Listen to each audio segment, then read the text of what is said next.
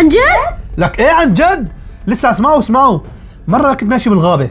تمام؟ ماشي بالغابة، شو طلع لي؟ شو؟ طلع لي اسد. اسد؟ طلع لي اسد هيك كبير قد الجحش. طلعت فيه هيك، طلع فيني هيك، غمزني. قلت له ايش بدك؟ قال لي بدي اكلك. حلو. قلت له هلا انت بدك تاكلني؟ قال ايه بدي اكلك. ايه قلت له تعال قرب كل اشوف. تمام. هو قرب لعندي بدي ياكلنك، مشي هيك ويا لطيف، فتحت امه هيك بدي اسد انت بتتكلم جد؟ فتحت امه بدي ياكلني. انا ايش سويت له؟ شو؟ حطيت ايدي في امه، ايد من هون من تحت وايد من فوق، وشقيت امه يا عيني عليك يا بابا. شقه واحده هيك. اوه ما شاء الله، شقت امه الاسد. شقت امه. ايه؟ ما شاء الله عليك يا بابا، ما شاء الله. لا لسه ما خلصنا. شو؟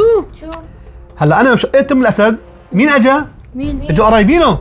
قرايبينه؟ ابوه اجوا حوالي 15 اسد. 15 اسد؟ هذا انا شقيت امه اكبر واحد فيهم، هذا اكبر واحد بالعشيره فيهم. هذا قد الجحش. ايه شقيت امه. حلو. اجوا 15 واحد، طلعت هيك 15 واحد هيك دويره. هدول كمان شقت لهم تمون؟ هذول ما شقيت امهم. لكن هدول عملت فيه غير شغلات، واحد ضربته بوكس، واحد هيك عكس هيك، واحد رفسه، واحد سويت له هيك، يعني عملت حركات فيهم، سليت فيه تسلا يعني. حلو. لسه اسماء كمان مره طلعت لي حيه قد حيه هيك لطيف هيك قد بول الصبه. خيو هي جاي لعندي هيك، قلت لها شو بدك؟ حطيت هيك اجري في تمها وشقيتها كمان. حية كمان شقيت تمه؟ حيه. يا اولاد على زماننا اول نحن غير الزمان هذا. انتم زمانكم زمان البسكوت والاندومي شغلات، نحن زماننا اولي كنا نمسك راس الحيه هيك ناكله.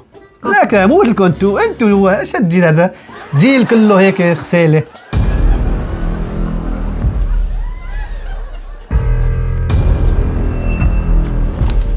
ايه احكي لنا كمان، شو في عندك قصص؟ اصدقائي اذا بدكم تعرفوا شو صار بالنهاية انتظروا الجزء الثاني من هذا الفيديو، راح تكون النهاية غير متوقعة. حطوا لايك للفيديو واشتركوا بالقناة.